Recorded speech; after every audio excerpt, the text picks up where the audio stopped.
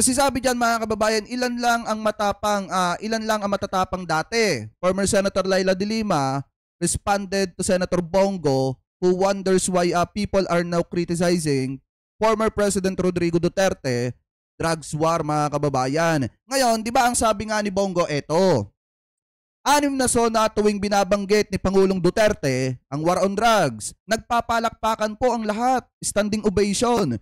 Tapos bakit ngayon sinisisi? Bakit ngayon mag-isa na lang siya? Eto yung sagot dyan ni former Senator Laila de Lima. Sabi dito mga kababayan, eto daw, bakit raw dati pinapalakpakan, ngayon nag-iisa na lang? Kasi noon maraming takot na hindi nila palakpakan ang dating sona ni dating Pangulong Duterte. Iilan lang ang matatapang. Bakit nga ba mga kababayan? Kasi once na sumalungat ka, once na hindi ka sumang-ayon, mga kababayan, may kalalagyan ka. Ganun po kasi dati mga kababayan. Once na kinalaban mo si Duterte, kinriticize mo si Duterte, mapapatulad ka kay De Lima, mapapatulad ka kay Trillanes at dun sa iba pa. Mga kababayan, gugustuhin mo ba yon na mangyari sa buhay mo yon? Siyempre hindi. Swerte mo na lang kung kakasuhan ka at makukulong ka. Pero malas mo kung ipapatumba ka mga kababayan. Kaya nga kung titingnan po nating mabuti, kahit sino papalakpak kahit sino mapipilitan na sumang-ayon sa ginagawa ni Duterte kahit mali na. Ngayon mga kababayan, ang isa pa dyan, kaya yung ibang mga tao, yung ibang mga kababayan natin Pilipino pumapalakpak kay Duterte tuwing babanggitin yung madugong pakikipaglaban sa ipinagbabawal na bato dahil nga, unang-una, hindi naman nila alam yung mga issue na lumalabas ngayon. Hindi natin alam yan. Ngayon lang natin nalaman na eto palang si Digong mga kababayan, di umano. Sangkot pala dyan sa extrajudicial killings na yan. Sangkot pala dyan sa mga pogo na yan, di umano. Mga kababayan, at yung mga galamay ni Digong, katulad nitong sinabonggo mga kababayan, kaparte dyan sa madugong pakikipaglaban nila sa ipinagbabawal na bato. Tapos yung mga pinagkatiwalaan nilang pogo, hindi pala maganda ang dulot sa ating bansa, nakakaperwisyo pa. Yung kaalyado ni Duterte na si Kibuloy, sangkot pala sa mga pangmumulestya, di umano na mga kababaihan. Kaya kung iisipin po nating mabuti, ngayon lang natin nalaman yan, kaya ngayon lang nagbago ang pagtingin ng sambayan ng Pilipino kay Duterte at yan yung dahilan kung bakit siya nag-iisa ngayon. Ano po, kasi nga, sa likod ng mga ginawa ni Duterte dati, hindi naman natin may kakaila na may mga magaganda din siya nagawa, pero sa likod ng magaganda niyang nagawa na ipinakita, alam naman natin na kumita rin sila, di umano, ng limpak-limpak na pera dyan. Mga kababayan, ano po, kaya wag sisihin nitong si Bongo kung bakit iniiwan si Duterte ng mga tao. Kasi nga, ang mga tao sa panahong ito ngayon, gising na. Gaya nga ng sabi ni De Lima, iilan lang ang matatapang nung panahon ni Duterte. At isa si De Lima doon dahil nga, kung hindi si De Lima mga kababayan, sumalungat kay Duterte, hindi sana siya makukulong. Kaya naman siya nakakulong kasi nga sumalungat siya kay Duterte, kinalaban niya si Duterte, kaya ang nangyari, habang namumuno si Duterte, nakakulong si De Lima. Ano po, tinaniman ng mga fabricated na kaso. Anyway, mga kababayan, ngayon punta naman po tayo dito sa isang pang topic na nakita natin na kung saan sinasabi daw ng damdamin at isip ni former Senator Laila de Lima na maghain ng kaso laban dito kay Bato de la Rosa. So ito, pakinggan po natin itong nakita nating balita. Tutuluyan nga si Bato mga kababayan. Makikipag-meeting po ako sa mga abogado ko. Pag-uusapan po namin yan. Pero of course, my first thought was, meron ngayon talagang diretsuhan na nagtuturo kay Senator Bato. At under oath pa yon, at meron din siyang affidavit tungkol dyan, at pwede rin magkakaroon pa siya ng iba pang mga, let's say, supplemental affidavit na siguro mas detalyado yung kanya. Pero inyo mga kababayan, gaano kasaklap ang mangyayari kay Bato de la Rosa? Malaki ang tsansa na kapag lumabas yung arrest warrant ng ICC, ipapadaan sa Interpol, baka siya yung unang maaresto bago kay Digong. Mga kababayan, di umano. Tapos ang isa pang pinakamasaklap dyan, kakasuhan pa siya ni former Senator Laila de Lima. Magkakanda pa nga pangabot yung mga kakaharapin na problema nitong si Bato de la Rosa. Baka nga ang mangyari dyan, hindi na makapangampanya yan sa darating na February mga kababayan. Kasi nga, marami siyang kailangang harapin. Katulad na lamang po nitong isasampang kaso ni former Senator Laila de Lima.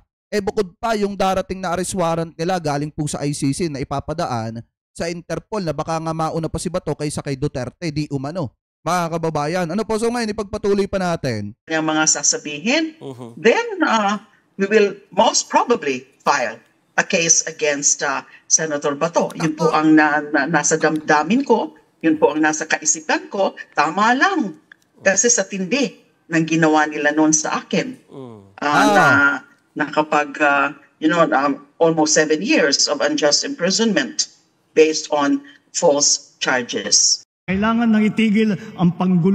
O yan mga kababayan ha, buo ang loob. Kakasuhan niya talaga si Bato de la Rosa. Kasi kailangan niyang pagbayarin etong si Bato de la Rosa. Bakit? Kasi unang-una mga kababayan, kay Bato de la Rosa kasi may nagtuturo. May isang taong nagtuturo which is etong si Kerwin Espinosa na talagang si Bato de la Rosa ay nasa likod kung bakit nadiin ng matindi etong si former Senator Leila de Lima. Kaya pagbabayarin niya ito at karapat dapat lang naman na singilin niya ito, mga kababayan, sa pamamagitan ng legally basis. Ano po ibig sabihin? Tutuluyan niya talaga etong si Bato de la Rosa. Ano po mga kababayan yan? Magaling yung maliwanag na talagang sinasabi talaga ng damdamin at isip ni former Senator Leila de Lima na maghain ng kaso laban dito kay De La Rosa at tutuluyan niya etong si De La Rosa. Ano po mga kababayan? So anyway, ngayon punta naman po tayo dito sa last topic po natin na kung saan mga kababayan, eto pala yung isa sa pinagmulan kung bakit nasabi ni Mayor Hani Lacuna, eto naman po ay tungkol sa eleksyon ng Maynila. Ni Mayor Hani Lacuna mga kababayan, napakiramdam niya betrayed, pinagtaksilan siya nitong si Isko Moreno. At meron din siyang naisiwalat dito sa interview ni Karen Davila po sa kanya dito sa ANC, mga kababayan, na kung saan meron siyang nabanggit patungkol do sa mga tao nitong si Isko Moreno. Alam niyo mga kababayan, sa totoo lang hindi natin maikakaila na maganda ang nagawa ni Isko Moreno sa Maynila. Pero mga kababayan, hindi lang naman kasi isang mayor yung nakatulong dyan sa Maynila. Kung hindi, yung tagumpay ng Maynila ay dahil din mga kababayan, bukod kay Isko, dahil din dun sa mga tao na naging alkalde dyan at nagtrabaho rin para mapaganda rin ang Maynila. Bonus na lang mga kababayan na nung panahon ni Isko, natugunan niya yung pagpapaganda at pagsasaayos ng Maynila. So ngayon mga kababayan, ito pakinggan po natin etong nakita nating interview dito sa ANC. Mga kababayan, ano po, kay Mayor Hani Lacuna. Meron kasi siyang nabanggit dito about sa mga tao ni Isko. Ano po, ito, i-play po natin. Let me ask on Head Start again. What's it like now that you are running against former Manila Mayor Isko Moreno? You were close like siblings. He calls you ate. In a press conference, you said you felt betrayed. Yes. Nakakalungkot, Karen. Sa totoo lang, I feel betrayed because in so many instances, he has already said na hindi maglalaban ang mga magkakapatid. Hindi sinabi niya yon even during the wake of my father.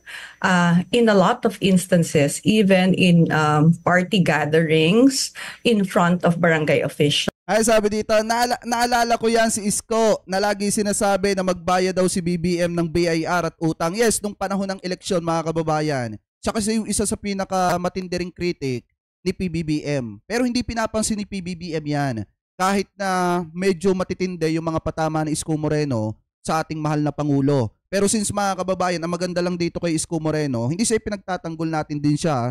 Ang maganda rin kay Isko Moreno kasi mga kababayan, nung nanalo si PBBM, sinabi niya na suportahan ang ating presidente, ang administrasyon mga kababayan. At nung nanalo si Mayor Hani Lacuna sa pagka-mayor mga kababayan, sinabi niya na sa mga taga Manila, suportahan ang pamumuno ni Mayor Hani Lacuna at patapusin ito ng kanyang termino. Kaso nga lang ang problema, di ba kung matatandaan nyo, nung na-interview etong si Isko Moreno nung panahon ng eleksyon, sinabi niya na kapag kung sakaling manalo siya at matapos yung kanyang termino bilang presidente, magpo-focus na siya sa kanyang pamilya for good, mga kababayan, kasi nga marami na siya mga pagkukulang sa kanyang family. And then natanong siya, paano naman kung sakaling matalo? Ang sabi niya mga kababayan, stop na, moving on. ano po, hindi na siya, parang sinasabi niya, hindi na siya babalik ng Maynila bilang isang mayor at hindi na siya magbabalik ng politika. Kasi nga, kailangan niyang bumawi sa kanyang pamilya. Ang problema kasi mga kababayan, kaya pakiramdam ni Mayor Hanny Lacuna na nabitrayed, pinagtaksilan siya, kasi nga ilang beses nang sinabi ni Isko Moreno na kailangan tapusin mo yung term mo, kailangan ayusin mo yung pamumuno dito sa Maynila, kailangan pagkatapos ng term mo, yung vice mayor mo naman ang susunod at siya sa gedli-gedli na lang, tabi-tabi na lang mga kababayan, yun yung malimit niyang sabihin. Kaya nagulat ang lahat mga kababayan, especially yung mga kaalyado nitong si Isko dati na biglang bumalik ulit sa politika, etong si Isko Moreno pagkatapos niya mag-artista. Mga kababayan, ano po, anyway, ipagpatuloy pa natin. Charles, it's all in social media. So, I feel betrayed kasi bigla siyang tumakbo. And one more thing, when he left office, when he did not win the presidency, in fact, talked to us, Vice Mayor Yul and myself. Pero alam nyo mga kababayan, kung etong si Isko Moreno hindi ito tumakbo sa pagka-presidente, nag-mayor siya, nag-senador siya mga kababayan, baka mas nanalo pa ito kaysa kay Padilla. Totoo yan, mga kababayan, baka tinalo pa nito, baka ito pa yung number 1 senator nung 2022 national election mga kababayan. Kasi mas magaling to kaysa kay Robin Padilla, mga kababayan. At baka wala sana na banggaan sa pagitan po nila ni Mayor Hanny Lacuna. Kasi kung tutusin, yung pinangarap kasi ni Isko Moreno, presidente po agad. Akala niya kasi mga kababayan, madali lang patumbahin yung suporta ng mga Marcoses sa mga kakalaban niya. Ang problema kasi mga kababayan, yun nga, natalo siya. And then, ang second choice sana niya, magsisenador ulit. Kaso nga lang wala siyang makitaan na slate na pipwede na masamahan niya. Kaya ang ending mga kababayan, bumalik siya sa pagiging mayor ng Maynila. Ano po, kaso nga lang ang problema nga dito, nagkakabanggaan sila na halos magkapatid na. Ano po ngayon, ipagpatuloy pa natin. Na sinabi niya, pinagbili niya na Oyul. Sabi niya ganon. Patapusin mo si ate ha. Yan. Sabi niya ganon. Tapos, ikaw naman. And then, he said, ako, sa gedli-gedli na lang. Magtuturo ako siguro. Retired na ako. Diba? And then he asked me if I could retain most of his department heads para daw kasi may continuation ng mga programs. And of course, bilang ate, and naniniwala naman ako sa kanya because I've worked with him for the longest time, he had good intentions and he was concerned sa Manila. Pero unfortunately, during the past months, hindi nangyari yata yun.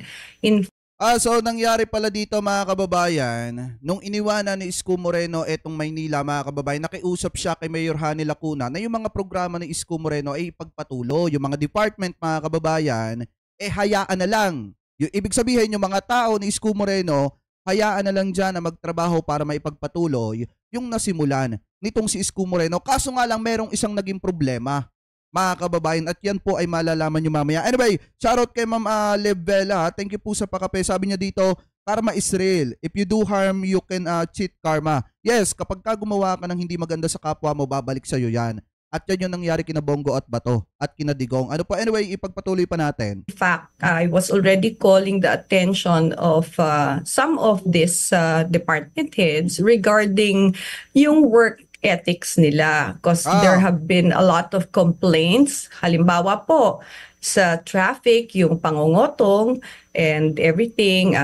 Sabi ni Jean Kazama, dapat mag-senador na lang siya. Alam nyo, sa totoo lang, kung tatakbo nga itong senador ngayon, kung nag-file siya as a senator, pang number 3 ko yan sa senador ko mga kababayan, si Isko Moreno, pang 3 yan sa senador ko.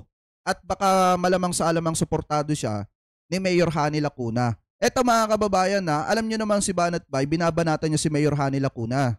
Ano po, yung mga vlogger ni Digong, yung mga DDZ vlogger, pinupunterian nila si Mayor Hanny Lacuna. Etong si Mayor Hanny Lacuna, suportado niya si PBBM at yung mga programa ng ating mahal na Pangulo. Kaya sinusuportahan din po natin etong si Mayor Hanny Lacuna. Ngayon mga kababayan, kung etong si Isko nagsenador yan, pang 3 yan sa senador na susuportahan natin. Mas iboboto ko pa yan kaysa mga kababayan, doon sa iba.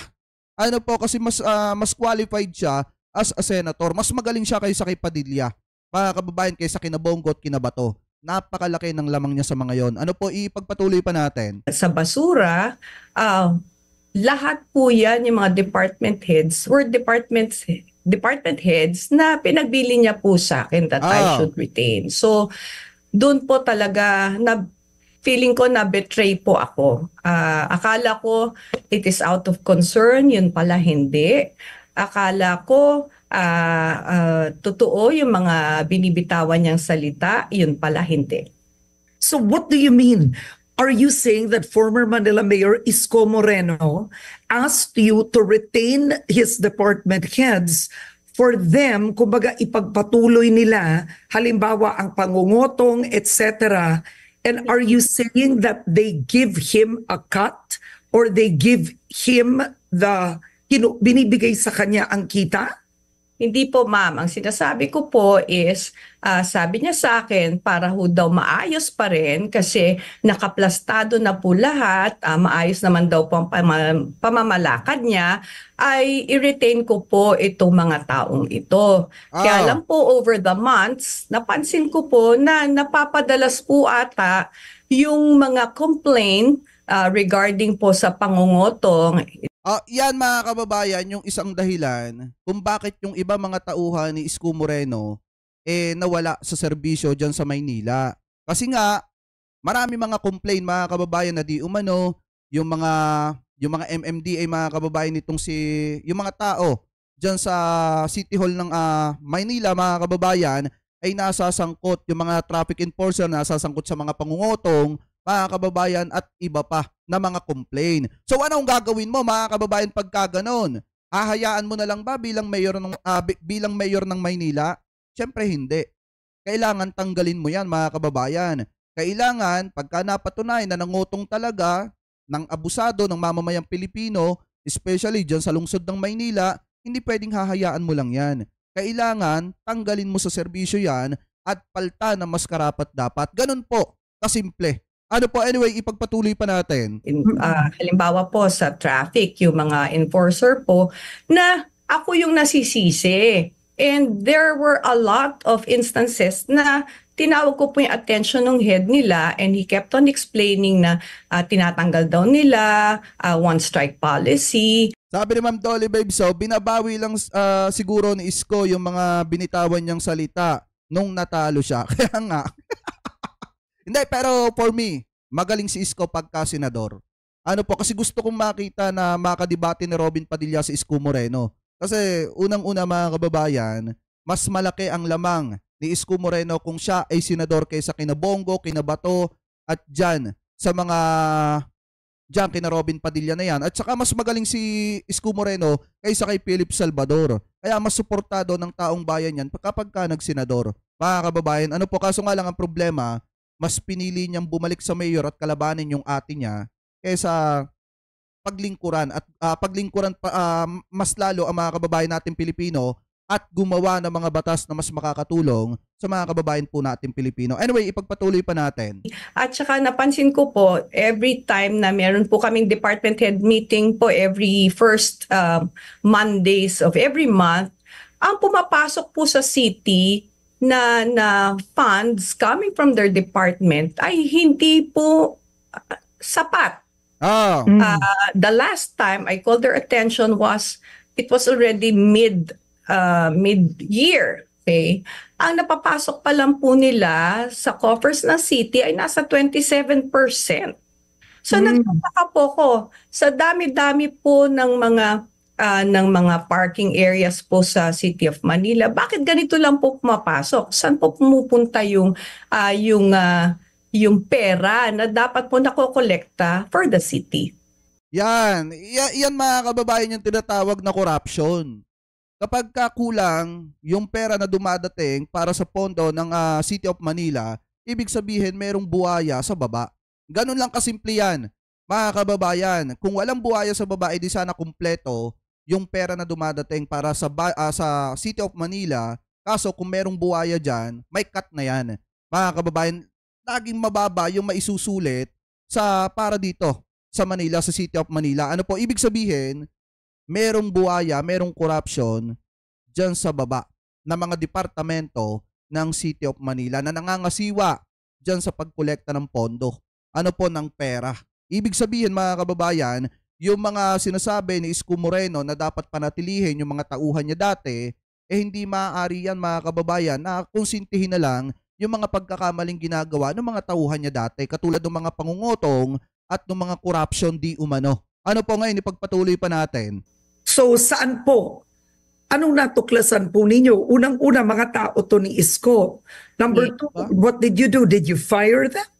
Actually, siguro napansin na po nila na nagiging makulit na po ako sa pagtatanong ko. The head of MTPB resigned without diba? explaining. Opo. Oo. So, number three, are you insinuating or do you have personal knowledge that in any way this kind of corruption was going on during Isko's time as mayor? Hindi ko masasabi yan, Miss Karen. You should remember po, during the time of Mayor Isko, pandemic po yan eh.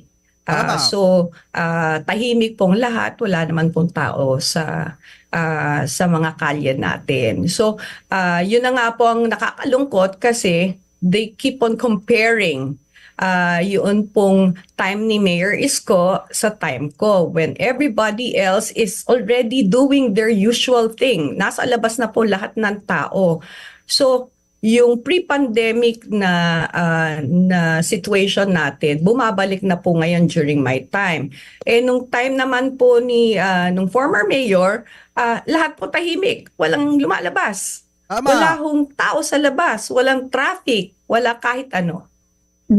But then I wanted to ask you this, right? So I'll ask you the personal relationship questions later. Okta Research did a survey from July 8 to July 10. Well, this is a 2-day survey roughly, but it says here that if the elections were held that day, Isko Moreno leads by 78 points. That is a massive lead over yourself in the race for Manila mayor. So if the elections were held, he would be a landslide win and you would only get 8% yourself. First, what is your reaction with this survey? Well, I'm not surprised, Karen. Isko is already a national figure. He has run for a national position for already two times. First, as a senatorial seat, and then most recently sa presidency.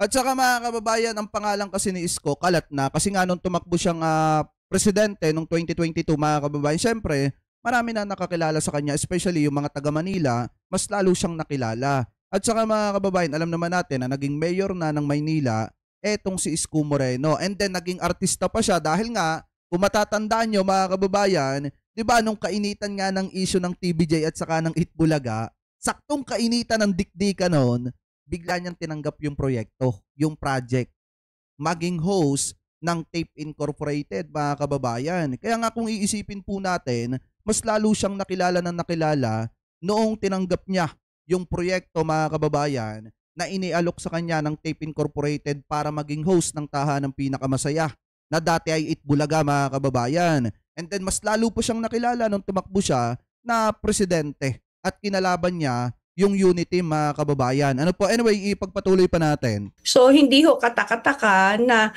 kung popularity ang pong pag-uusapan natin, ay talaga hong angat si former mayor sa akin. But it doesn't. Sabi dito, Sir Jake, ano po ang tinakbuhan ni former Senator Trillanes, mayor ng Caloocan? Yun yung pagkakaalam ko, mean na wala ho silang tiwala sa administration ko. In fact, mataas po ang rating ko sa good governance. Tama. It is very unfortunate, Karen, that meron kaming kakulangan sa social media na alam naman po natin ngayon na platform.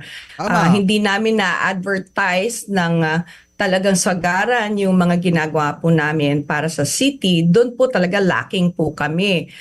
Dapat kasi ang ginawa dito mga kababayan ni Mayor Hani Lacuna, kung ano yung ginagawa ni Isko Moreno, kung paano niya inaano yung Maynila, dapat naka-video din yon. Kasi kaya lang naman, eto yung totoo dyan. Kaya lang naman kasi sumikat si Isko Moreno kasi lahat ng mga ginagawa niya, mga clearing niya sa Maynila, lahat po yan naka-video. And then lahat yan iniya-update ni Isko Moreno sa sambayan ng Pilipino. So mas maganda sana kung ganun din ang ginawa nitong si Mayor Hani Lacuna. Kasi ang labanan ngayon mga kababayan, social media.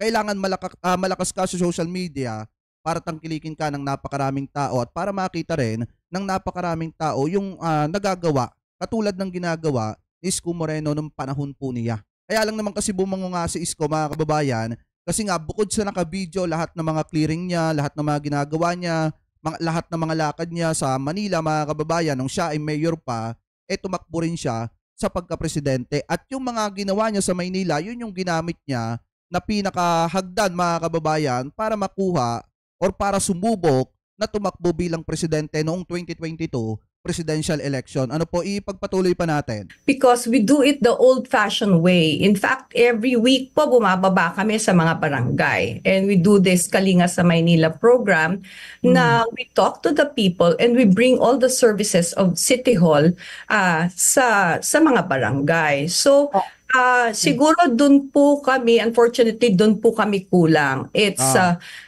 a lacking of advertising what we do for the city na alam naman po natin, napakagaling po ng former mayor dyan. Okay. Ayan. Di ba mga kababayan?